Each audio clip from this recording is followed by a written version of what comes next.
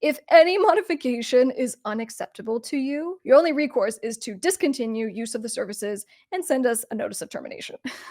CDBaby Terms of Service. Now, what they call this is the CDBaby Artist Agreement. And if you remember, because we have now gone through a few other music distributors' terms of service, the last one was DistroKit. My goal, as I am going through this, is to point out all the things I think you should know. I do this for clients so that you don't have to read. In this case, it's 21 pages. So you don't have to read the 21 pages, and I can just brief you. And I can be like, hey, if you happen to be using CDBaby, here's some things you need to know. And a part of our investigation on this is in regards to your royalties. It's in regards to things like control. Can CDBaby just take your royalties if they decide for any reason? And what spawned a lot of this was, of course, our dispute with TuneCore, taking a look at their terms of service, the back and forth, the threats of litigation, the threats of class action lawsuits, and basically what we had discovered in their terms, which we found to be unlawful. And so those are the things we're thinking about as we go through today, CDBaby's terms of service. All right, with that being said, let me share my screen. So here in the beginning, one of our favorite things to do is say, when was it last updated? This is actually from their website. Okay, I've just copied and pasted it here. But they last updated August 9th. The reason why we kind of care about that and give it 2 seconds of mention is because we're always like, when was the last time you had a problem with someone? Because that's always when they update these terms. It's when they had a problem, when they got a threat of something. And with TuneCore, they happened to update their terms of service not too long, maybe like 10 days after we sent our big demand letter. So we were just kind of making note of that. But anyway, so August 9th, 2023, it hasn't been too long. I just wanted to point this out because they go, look, this is the CDBaby Artist Agreement. If you choose to use any of our other services, okay, so other services being things like we do registering with the Mechanical Licensing Collective, right? That's what that MLC is for. We can register your stuff on Sound Exchange. We can monetize your stuff, right, on YouTube. We can do your publishing. And the reason I just want to point this out for 2 seconds is that I'm glad if a music distributor offers these kinds of services and you find them helpful and you just do it. But please do this stuff yourself, because as soon as you just sign up and you're like, yeah, I'll go and register my music on Sound Exchange, they're taking a cut. And there's no reason for you to give up a share of your income unnecessarily. So just a note on that, okay? This agreement, because this is a contract that you are signing. When accepted, after you click I agree, we'll create a binding and legally enforceable contract between you and us. Whether you are acting in your individual capacity or as the authorized representative of an artist, band, group, or corporation.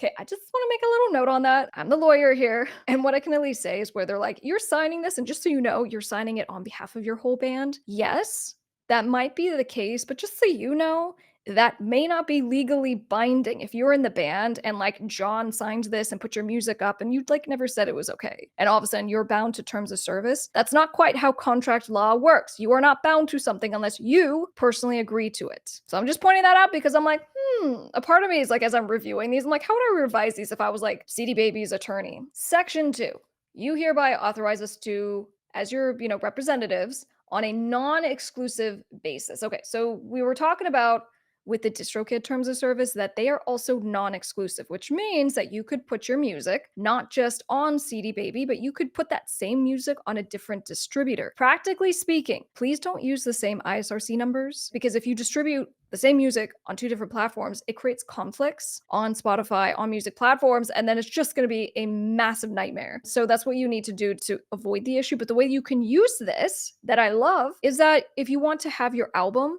on CDBaby, but then for whatever reason, you want to drop an EP that contains some of the songs from the album or singles from the album, you could distribute those on the secondary distributor. So because it's non-exclusive, we like that. We also like to do a DistroKid. You also give CDBaby the right to reproduce and create derivative work. So if you remember, if you distribute the song to YouTube, they create a video version with like your cover art. So that's what that is. A derivative work is something based on your song. Now, you also give them the right to do synchronization. If you guys remember here at the tippy top, I think it was, so one of the deals is that they have the sync distribution addendum. So these are all the additional contracts that are referenced and included that you are technically agreeing to. So that's why, like most people, it's not even that you failed to click the terms of service and read it. It's like within it, there's 14 other contracts where they're like, if you agree to this, you also agree to that. It's a mild nightmare, which is why I'm here to help you. But in any case, one of my clients was like, hey, I got a statement, and CDBaby said that I had revenue from a sync placement. He's like, I didn't even know. So anyway,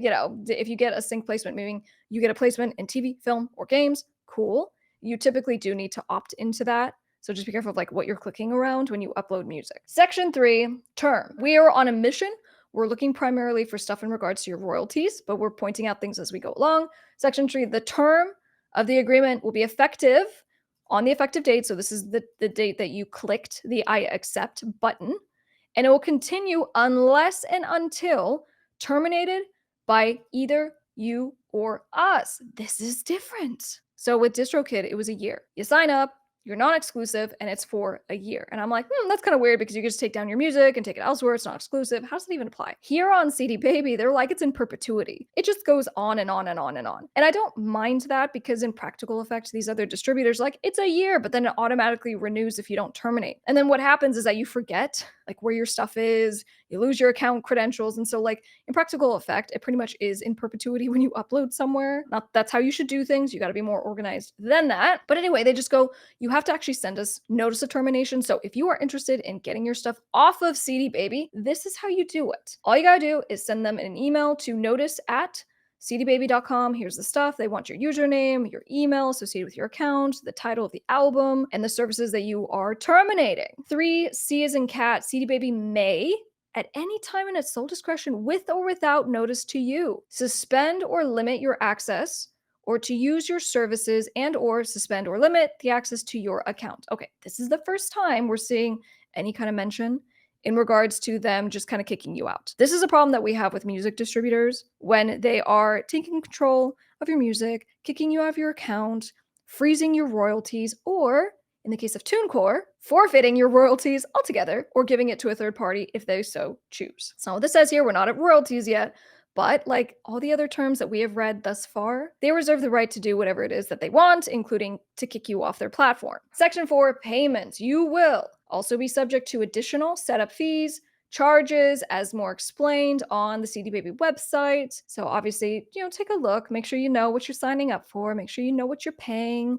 These may be updated from time to time. You are responsible for reviewing those fees and charges. I really don't like that. That's so annoying to me. I get why they do it. And typically they'll send an email and they're like, hey, we're updating our terms of service. Like, try to read that when you get those emails because they'll be like, hey, just so you know, we're updating the annual fee, for subscription. We're updating it by $70. Literally an email that I got. They let me know, technically. Anyway, moving on. This is in payments to you, little b, licensee records. CDBaby may, but need not audit the books and records of licensees. So like Spotify. So when it comes to Spotify's records, and CDBaby may accept any representations made in a licensee account statement delivered to CDBaby as true and complete. And the reason why I note that is because I've had clients who are like, Crystal, I got 100,000 plays on this song, and my distributor didn't pay me for that, but it's showing that I got them on Spotify. So there's a disconnect. And so then we have to kind of go down the rabbit hole to figure out, because we're talking to both the distributor, we're talking to Spotify.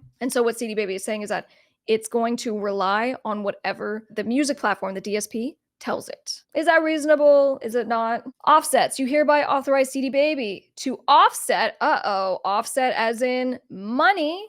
So to offset amounts owed to you pursuant to this agreement, any amounts that you may owe to CDBaby, whether under an indemnification provision or costs, expenses, taxes, and deductions authorized in this agreement. All right, this is the first mention of them doing something in regards to monies that are in your account. Now, nothing too inflammatory here. They're just like, look, if something comes up, we get sued because of something that you did, we do reserve the right to offset with your royalties. Okay, we made a note. All right, so record keeping, guys. This is something that is super important for CDBaby that I'm about to talk about, but it also affects a lot of contracts that you will do throughout your music career and really all contracts, which is record keeping and auditing. So let me show you what they have to say about this. So here you can do an audit. So you can go in and you can look at our books. If you think that there's been some funny business, you can hire a CPA, a certified public accountant, and you can pay that person one time per year to go in and look at your statements. And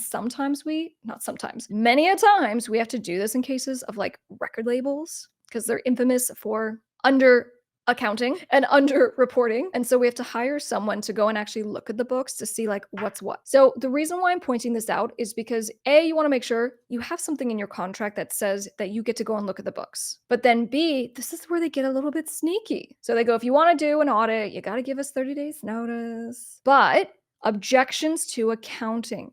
If you have any objection to a CDBaby accounting statement made available to you, so saying, hey, Paul, you made $500 this quarter. Okay. So that's what these statements said. And Paul's like, I didn't make 500. I should have made like 2,000. You agree that you shall give us specific notice of that objection. So you have to say something, right? So remember above, we said notices at, cdbaby.com for the email, including a copy of your CPA's analysis of the accounting statement and your reason within 18 months after the date we send or make the statement available to you. Each statement shall become conclusively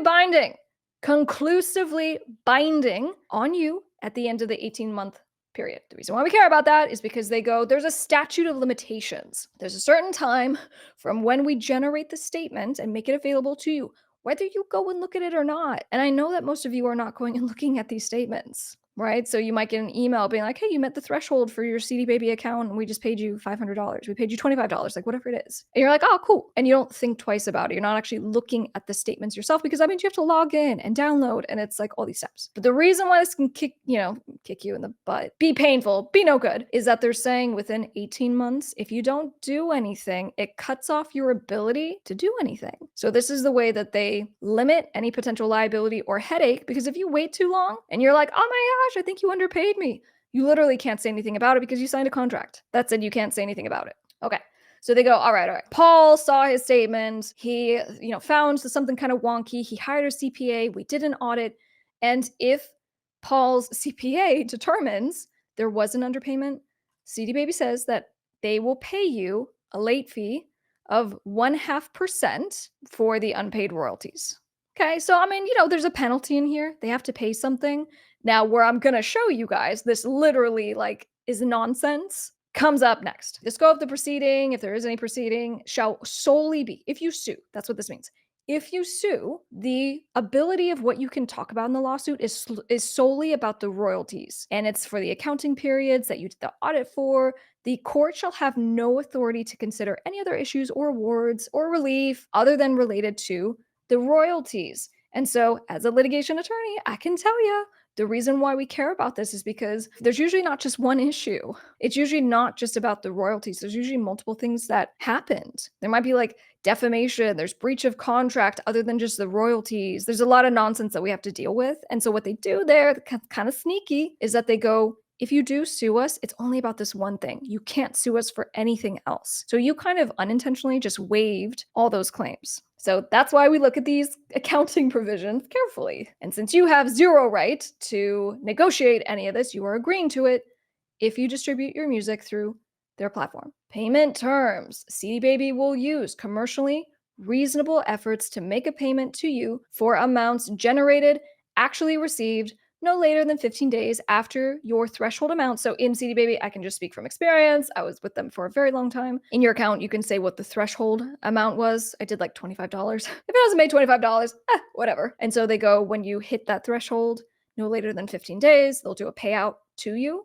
And I like the fact that they at least pay you automatically, because certain distributors make you have to request your money, which I just think is annoying. I don't know what Symphonic does now today. When I was with them several years ago, you had to actually request to be paid. I'm like, why am I having to request? I got the money, just pay me when it comes in. CDBaby reserves the right to take actions available to it in regards to a dispute with any licensee. Nothing in this agreement or any applicable agenda obligates CDBaby to collect any amounts due it by a licensee or to initiate any cause of action to a licensee for non-payment. Okay, so basically it's just saying in regards to Spotify not paying you.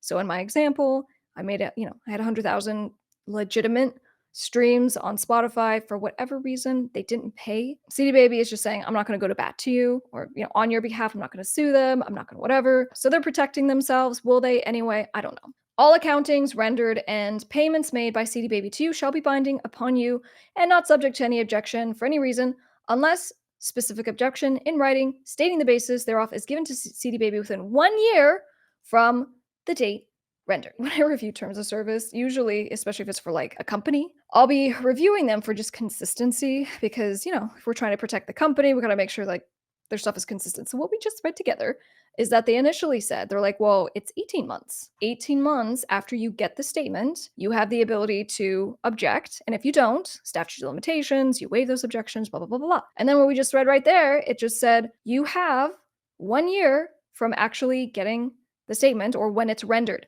Clarify, when it's rendered. So they'll render it and put it in your account, and you're not like going and downloading stuff. So it's like it was sent to you, okay? So when it was rendered, it was put in the account. It's actually just 12 months. So they just shaved off a couple months there, right? So we have some inconsistent language, and the way that we deal with that, if we do have to go sue, is that we're just gonna, usually if you're like past the 1 year, we're gonna argue and be like, no, it says 18 months. Oh, and then it gets gray. And then it's just like, well, was it the 1 year? Was it the 18 months? And then we have to spend like $5,000 litigating over which period of time controls in the contract because it's just inconsistent. So setting that aside, I'm making notes of what I need to tell CDBaby they need to fix. All right, number 5, your obligations. And we covered this in the DistroKid terms. Here are the things that you are agreeing, which is you have the right to do all this stuff. You own the content. You will pay all the royalties. You'll pay mechanical royalties. You'll do all this stuff that you are required to do for your own music. That's totally fair. I wanted to point this out, the parental advisory labeling. I don't know if you guys know this, because I didn't really learn it until like way later in my career. But you know that parental advisory that will go on the CD if there's like cursey words and naughty things in there. You're supposed to license that, and you go to it's the Recording Industry Associations of America, RIAA. You go to their website and you license that image to put it on your cover art because a lot of people just do it. And most people don't know that you have to actually get a license. It's pretty easy. I went through the process. It's nothing too crazy. But anyway, I just wanted to share with you in case you didn't know that. Back to the terms. Right of withdrawal, number 6. This is if you want to terminate. And there's some practical stuff you guys need to keep in mind with this. So if you want to take your music off of the platform, we established this is non-exclusive. You can terminate at any time, which we kind of love, right? It's not even saying that it for sure is a year or 2 years or whatever. You can terminate whenever. So upon receipt of your notice of withdrawal, okay, so you have to still send that email saying all the things that they asked, they said that you said. Within 5 days, they're going to let the DSPs know, and they'll start pulling down the music. Now, practically speaking, because I did pull my music off of CDBaby, it was more like 30 days where they're like, okay, now it should be officially down, but give like 30 days for processing. I just want to mention this. If you migrate your catalog in part, in full, you need to make sure you give time for it to fully come down. And what I mean by that is if you're like, I'm going to go with symphonic. And so you send your notice and then like 5 days lapse. And so before that full 30 days happens, you go and redistribute your music with the same ISRC numbers and all this stuff. And now there's 2 versions of your music on DSPs, or they just reject all of it because they're like, I don't know what to do with any of this.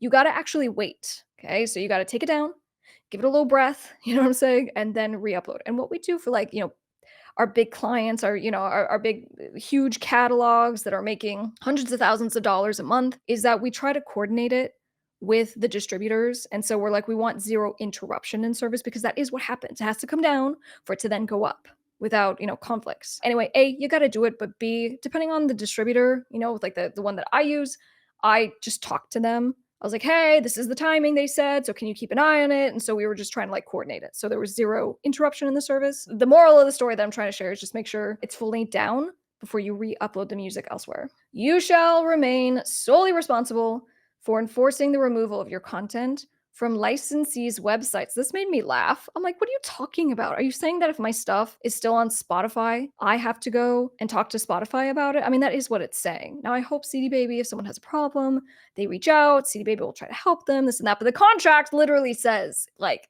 it's on you. So that's why I wanted to point that out. Section 9, modification, termination, and effective termination. Now, we're not coming up, just like with DistroKid, we haven't come up yet on the money portion that we really care about, which is this whole forfeiture of royalties.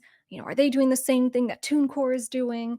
We're not there yet. I'm always curious. I'm like, why do you just put it so deep into the contract? We're literally on the 8th page now, and we still haven't gotten really to the money part. Anyway, so section 9, we reserve the right to change, modify, add to, or remove all or part of this agreement in our sole discretion at any time from time to time. All right, so like we can change this without your authorization. If any modification is unacceptable to you, I love this so much. If any modification is unacceptable to you, your only resource is to, or recourse, excuse me, your only recourse is to discontinue use of the services and send us a notice of termination. I don't mind when they just say it, you know what I'm saying? But I mean, that is the truth. And that's what I'm pointing out to you guys. I go, you just have to understand that when you agree to use these middlemen, because you have to, you have no choice. If you want your music on music platforms, you have zero negotiation power. You're being forced to sign this agreement. Understand that they can also change the terms of the agreement later on. So you gotta, pay attention to that, right? A music attorney is your #1 legal resource for artists, producers, and record labels. Get contract templates, one-on-one legal advice, free master classes, and everything you need for your music business. Go to topmusicattorney.com.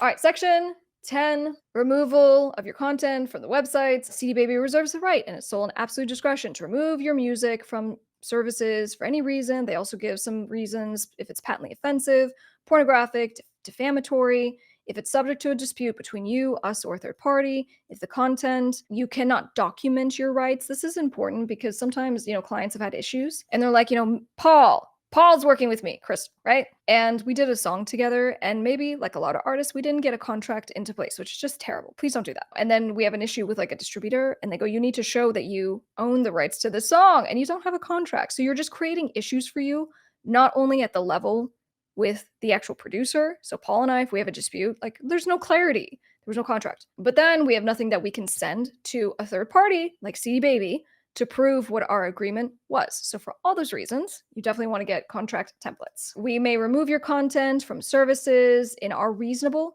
business judgment if we suspect that your music or account has been subject to and or involved in fraudulent activities. Okay, and then this part, tell me what you guys think about this. They go, also, if you are abusive or rude or provide false or intentionally misleading information to any CDBaby employees or agents, they reserve the right to take your music down and kick you out. Anyway, so that last piece, I literally have not read that before for a company's terms to a degree. I mean, if someone's being rude or abusive to their employees, I get it. That's nice for them to put in there. But what we're really trying to look at, though, is the basis that they give for removal of your music, which is anything. They do give a list. And they use words like for infringement of intellectual property, and it's not defined terms for defamation, right? For stuff that's pornographic. These aren't defined terms. What does that mean? Kind of going back to the TuneCore situation where we had TuneCore saying that, our artist isn't a real artist because they thought his music was trash and they thought what he did was terrible. It was just it's the most bizarre thing, especially when we're just trying to get him paid his lawfully earned royalties. But the consistent line through all of these terms of service for these distributors is that they just reserve the right to kick you out. And we don't even necessarily have a problem with that. You know what I'm saying? It's a private company if they want to kick you off their platform for whatever reason. But when it comes to them keeping your royalties, which is what we're going to get into next. In blue to indicate importance, CDBaby reserves the right to suspend the payment of any funds payable to you hereunder and to block your ability to otherwise withdraw funds from your account until satisfactory resolution and or explanation of the suspect activities is obtained. So they go, we're going to put a pause on this, and it could be indefinitely if there's some suspicious stuff happening. Any costs incurred by CDBaby, including legal fees and costs in connection therewith, may, in addition to its other remedies, be deducted, taken from your account, and your monies otherwise payable to you by CDBaby. CDBaby's licensees may also have policies. So a licensee, again, being Spotify.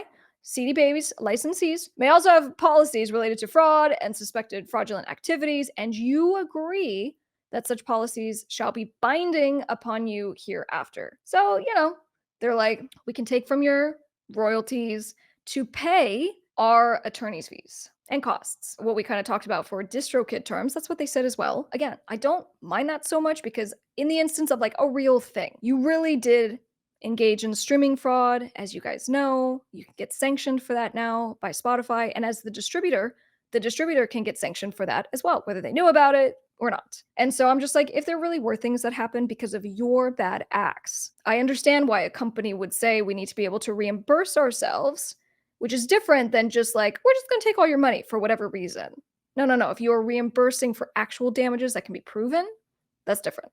So that's what they're saying right here. And then also, to the extent they're like, you need to abide by Spotify's policies and stuff like that, you are, right? I don't mind that. CDBaby may, in its sole discretion, provide you a refund for any fees previously paid by you for making your content available via our services. The removal, and this is important, people, the removal of any of your content, your music, shall not relieve CDBaby of the obligation to pay you any royalties that may have otherwise accrued prior to the removal of your content, aka your music. So far, I'm loving this. What? So they're saying we're committing via this contract that we don't have a right to not pay you. We have to pay you your royalties that were accrued, even if your music gets taken down, even if we kick you off of our platform. I'm like, oh my gosh, CDBaby, the hero. This isn't the end of the sentence, though, except that CDBaby will not be obligated to pay you any royalties that CDBaby deems in its reasonable business judgment to have been accrued through the fraudulent or abusive exploitation of your content. Lowercase words, people. Fraudulent or abusive exploitation. What does that mean? Okay. And as, again, a litigation attorney, if I was like going to sue one of these distributors on your behalf, and I go, this stuff happened. This stuff we don't think rises to the level of fraudulent or abusive exploitation. And they're like, yes, it does. There's no definition in this contract of what that means, which makes this exponentially more difficult to deal with on your behalf. However, the one thing that I do like about this is that they do say that CDBaby, in its reasonable business judgment, which are words that have legal connotations to them, back to the TuneCore situation, not to harp on it, but if they're claiming that in their reasonable business judgment, it was allegedly our client had engaged in streaming fraud, and then apparently became an ethical issue, and they're like, he's a trash musician, terrible music, he's a scumbag, their words, not mine. Well, then if we did sue them, we go, Your Honor, this is not based on reasonable business judgment of a company. This is actually quite skewed. This is actually quite biased. So things like wording like that is really important. So, at the end of the day, what does this say? It started so good, and it was like, we understand we're going to keep paying you. Kick you off the platform, whatever, we're going to pay you. But they do give themselves this little out, which is except in our reasonable business judgment, if we think that you've engaged in fraudulent or abusive exploitation of your content, we're not going to pay you. Now, it doesn't blatantly say how TuneCore has it, where it says you forfeit your royalties. We can give your royalties to third parties or keep it for ourselves. So it's not that aggressive, but it does give them a little bit of an out. So no termination due to removal. If they take your stuff off of music platforms, this is what it says. They go, the agreement is still not terminated. So if they kick you out, you still have to send that notice of termination. So make sure you do that, okay? Because that could certainly have implications. Moving on, so they have, additional stuff, warranties, reps. This is where it gets into, all right, so let's say there is a bad situation and we have to sue. This is the additional stuff that you guys need to know. In the reps and warranties, each party represents that they will not act in any manner that conflicts or interferes with any existing commitment or obligation of another party, and that no agreement previously entered into by the party will interfere with the performance of this agreement. Okay, we don't have a problem with that. You hereby warrant to CDBaby that you have the full right, power, authority to act on behalf of any and all owners of any right, title, interest in your music. So back to the beginning, you remember? They were like, hey, you're entering into this contract on behalf of yourself, the bands that you represent, whatever, and they give that list. And so they're having you reaffirm that it's all good to go. And so when you guys don't do contracts and you don't have clarity, and then someone in the band who maybe did help to write the music becomes disenfranchised and he's leaving the band and he hates your guts and he's going to be like, I don't have, I didn't give you permission to have the music up. And so now he's going to reach out to CDBaby and tell them this whole story. And you're like, dude, what? Our agreement was that it was cool, we were going to do this, and you don't have any contract to back it up. And so all of a sudden now you are definitely going to be into trouble with CDBaby, as well as the drummer, right? So when you have people in the band who become disenfranchised, you really expose yourself to problems because you didn't get a band agreement. You didn't get an operating agreement. Like, this is stuff that's just going to save you time, money, and a headache. All right, moving on. So 16, indemnification. Just wanted to point this out. Indemnification should be in all your contracts forever and ever. And it usually should be mutual. Right here is one-sided in CDBaby's favor, which it says, you agree to indemnify, defend, and hold harmless CDBaby from lawsuits and bad things that you did. So the reason why we usually want this to be mutual is that like, hey, CDBaby, maybe CDBaby does something bad and they get you sued. Could happen. You actually don't have that protection pursuant to this. But CDBaby does. So again, drummer situation. Drummer then goes, sues you, also names CDBaby. And so CDBaby, using this, will go, hey, you guys have to pay for this litigation and you need to defend and you need to do all the things. So this is what they do to actually protect themselves. And this is normal. This is template language, I would say, boilerplate language. They, specify here, they go, if we have to say, hey, you need to come and defend and dispose of the settlement of the entire dispute, you can do so, but you gotta let us know. You can't admit that we did anything. So it gives you, lots of specifications here. In the limitation of liability, please pay attention to this. This is a thing where it comes to like me fighting over like one word.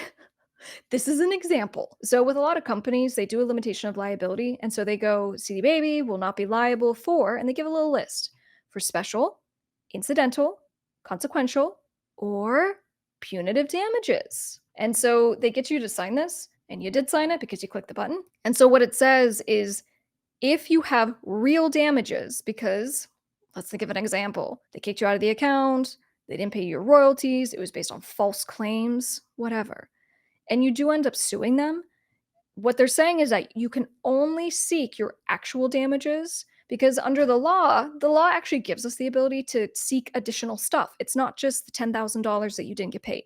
We can go and say, no, Paul needs to be paid and reimburse his attorney's fees, which would be consequential damages. His attorney's fees, because his music was down, he lost another $5,000 in royalties. Like all this nonsense happened because of these bad acts by CDBaby. And so by having these words in here, we cannot get your attorney's fees. We cannot get punitive damages, which can sometimes be 2 or 3 times your actual damages because the court wants to make an example of them. So I will go to war to get these words taken out, or at a minimum, this word, consequential. Because like, oh, that's just stupid. If we have to sue you because you do something, it's over $10,000 and my client ends up paying me $50 over a year to litigate this, and I win, which I will, my client is entitled to the $10,000 plus the $50,000 that they had to pay me to sue you. So we're just making notes because we don't get to negotiate any of this stuff, but you guys can at least keep this in mind for your future contracts. CDBaby shall also not be liable for any royalties, fees, payments, or damages arising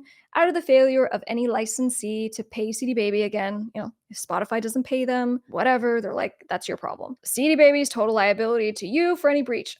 This CDBaby's total liability to you for any breach of this agreement shall be in all instances limited to the amount of monies actually paid to you. This is where they get you. I also fight about just limitations of liability language in these contracts. I just like go to war. I'm like, no.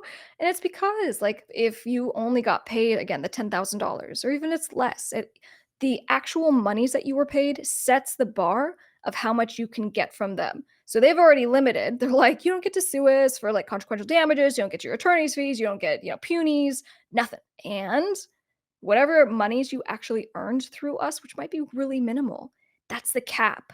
Even if your actual damages were like up here, we're going to cap you right here. So, from the standpoint of like being CDBaby's attorney, if I was, this is great for them because it really limits how much like they have to pay out. And I'm sure they deal with a lot of claims and a lot of lawsuits and all that stuff. So it's great for them, not so great for you. All right, so limitations of liability and then also dispute resolution. They have mandatory arbitration in here. And there's a couple of things that I just like, arbitration is more of an informal lawsuit in court. This is true. When you file a lawsuit in a real court of law, we're in front of a judge, all this stuff. Arbitration is similar in that there's a complaint, an answer, some discovery, a hearing, but it's very informal. So instead of being in a court, for example, we might be in like a conference room. And I had this crazy experience where we had the arbitration in my law office's conference room. And like, it was just insane. But the bathroom that is outside near the conference room flooded, just so happened to flood in the middle of the arbitration. And obviously just like flooded into the room and all this stuff. And so we went across the street to a hotel because we couldn't not proceed. There was a lot of money. The arbitrator was there and all this stuff. Court reporter. And so we went into the hotel and it was amazing because this hotel was very like not futuristic, you know what I'm saying? But it was like hip, a hip, cool kind of hotel. And we got a room. And in the room there was naked people, just lovely artistic, portraits. So anyway, we had the arbitration, we finished in that room. Anyway, so the point just being that it's less formal. When you conclude, the arbitrator who's acting as the judge, the arbitrator makes a ruling, and then the parties have to abide by that. And so the reason why, companies love arbitration is because it's less formal, there's less money involved, it's faster. And the reason why I can't stand arbitration is because often you're dealing with people who are not as good as judges. They don't get it, they make mistakes, they don't know what the hell's going on. And so it's just frustrating sometimes for just, making sure you have the right outcome based on, what really happened. Anyway, this is my other thing. So you remember with the TuneCore situation, we had talked about, potentially filing a class action because so many of you had kind of come forward and you're like, I'm dealing with these issues too. And we had even threatened it in our final letter and our complaint that we sent to TuneCore. This is kind of why I'm inspired to go and actually do a full in-depth review of the TuneCore Terms of Service. But anyway, right now we're talking about CDBaby. So here they have a provision about class actions. You and CDBaby agree that you and CDBaby may bring claims against the other in an individual capacity and not as a plaintiff or class member in any purported class or representative proceeding. All right, so they got you again. And they're like, even if there was a situation and you wanted to bring a lawsuit on behalf of a class and to get that class certification, you can't because you already signed the contract saying you waived the right to any class actions. Last couple of things, they in every contract, including this one, they set forth what state's law applies. And here we have Oregon, just so you know, because it's like if there's arbitration, you got to go there, you got to hire an attorney in that state. Claims you and CDBaby agree, notwithstanding any other rights the party may have under the law or equity, any cause of action arising out of relating to this agreement, the services, your use of the website, excluding a claim for indemnification, must commence, listen up people, must commence within 1 year after the cause of action accrues.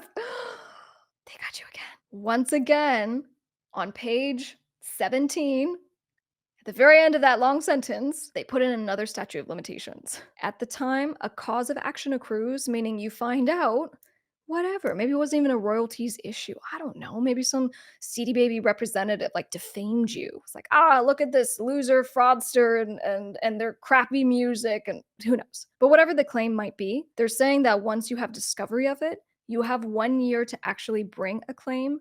And if you don't, you waive those rights. And in fact, it says otherwise, such cause of action is permanently barred. All claims brought contrary to this dispute resolution section shall be considered improperly filed. So meaning if you actually file a lawsuit in a different state, if you don't go through the arbitration process, should you file a claim contrary to this dispute resolution section, CDBaby may recover its attorney's fees and costs up to $5,000. And they would do that if, for example, you failed to withdraw your complaint. If you are going to file a lawsuit, initiate an arbitration, most law offices take a minimum retainer of $5,000.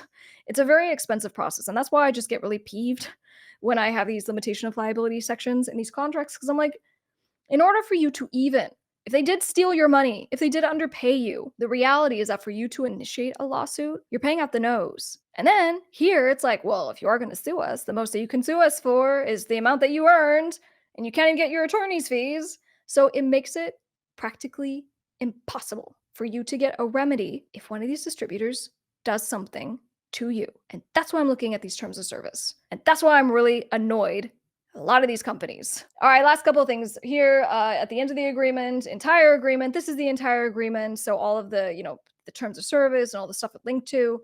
So just meaning you are signing a contract. I mean, they just keep saying it over and over. A waiver by either party, and this is important, a waiver by either party to any term or condition of this agreement will not be deemed or construed as a waiver of such term or condition or any subsequent breach thereof. I generally love waiver provisions. And it's because what it does is that if you do something naughty and they don't make a problem of it right now, they can make a problem of it later. So them not doing anything about it does not alleviate them making a claim. Generally, I love this because it ends up playing out really well for our clients in different situations. And even in one of my litigation cases right now, it could be the difference of like millions of dollars. Caveat on this and the TuneCore situation, one of the communications that we got back was something to this effect. And this was the one where they were like threatening me, and they're like, we see that you're, talking about this dispute and you're, saying stuff that's not true, which is not true. But in any case, they were just like, if you actually file this lawsuit, we're going to countersue your artist and we're going to seek these other claims having to do with back performance, old stuff. This is how a company would be able to do that because, again, we haven't gone through the entire terms of service for TuneCore. Likely they have something like that in here. And so they go, for example, if we think that there was naughty conduct and fraudulent activity previously, we're going to go after you for that. So anyway, this stuff is interesting as far as how you like practically play it out. I think this is like literally the last thing. So no third-party beneficiaries. This is stupid and it conflicts because they go, the only people who are bound to this contract are the people who signed it. And remember in the agreement, in the beginning, they're like, hey, you're signing this on behalf of you and the band and other people who aren't signing this. So that conflicts. We also have the issue of just a conflict on the statute of limitations, on the accounting. They're like saying 18 months in one instance, they're saying 12 months in another instance. So it just, there's inconsistencies. Also just know CDBaby can assign this if they sell to another company. So you could be, in contract with someone else without even knowing it. You have no obligation to assign this whatsoever. And last but not least, because I love to just make these distributors mad at me, I did this for DistroKid and I gave you guys the actual notice information, contact information, if you ever needed to reach out to them, okay? I'm gonna do the same thing right here for CDBaby. This was in a different document. This was in what they call their terms of service, which is more of just like, you agree to abide by our website rules and stuff like that. But anyway, so in Section 8, they use the same email for notices, which is, where is it? Notices at cdbaby.com, but here's the address. And I'll make sure that you can download this as well if you want to go back through, use this information, okay? So where do we go from here? Well, as I continue to kind of go through, this has been super interesting for me because I've just read like so many terms of service because these are just all contracts and seeing how they work. And also, it's not a problem until it's affected you. And that's kind of what I said with TuneCore. I'm like, there's a lot of people who likely had a great experience with TuneCore and they never had to be in the situation where there was some allegation of something like copyright infringement or trademark infringement or whatever. And then what comes into play is the contract at that point. And so I just go, because music distributors are forced middlemen, we do not have an option to not use them. In the instance we want our music on music platforms, that's why I have a problem with terms that are a little sharky. And that's saying it nicely. So it opens up the conversation in regards to direct to consumer, selling your stuff directly through your website, maybe even taking your music off of streaming platforms. Regardless of where you sit on it, drop a comment down below, and I'll see you on the next one.